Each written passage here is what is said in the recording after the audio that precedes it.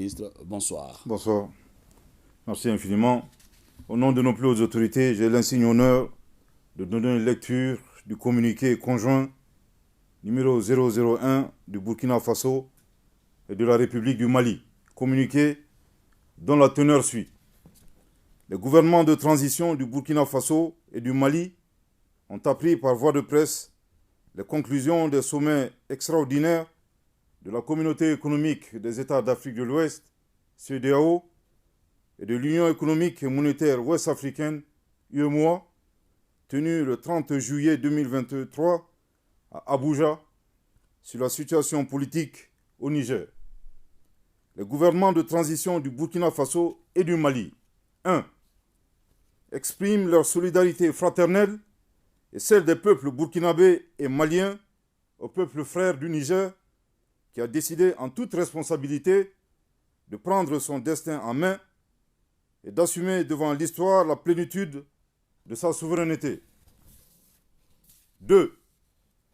Dénonce la persistance de ces organisations régionales à prendre des sanctions aggravant la souffrance des populations et mettant en péril l'esprit de panafricanisme. 3. Refuse d'appliquer ces sanctions illégales, illégitimes et inhumaines contre le peuple et les autorités nigériennes. 4. Avertissent que toute intervention militaire contre le Niger s'assimilerait à une déclaration de guerre contre le Burkina Faso et le Mali. Je répète. 4. Avertissent que toute intervention militaire contre le Niger s'assimilerait à une déclaration de guerre contre le Burkina Faso et le Mali. Je répète pour une dernière fois. 4. Avertissent que toute intervention militaire contre le Niger s'assimilerait à une déclaration de guerre contre le Burkina Faso et le Mali. 5. Préviennent que toute intervention militaire contre le Niger entraînerait un retrait du Burkina Faso et du Mali de la CEDEAO, ainsi que l'adoption de mesures de légitime défense en soutien aux forces armées et au peuple du Niger.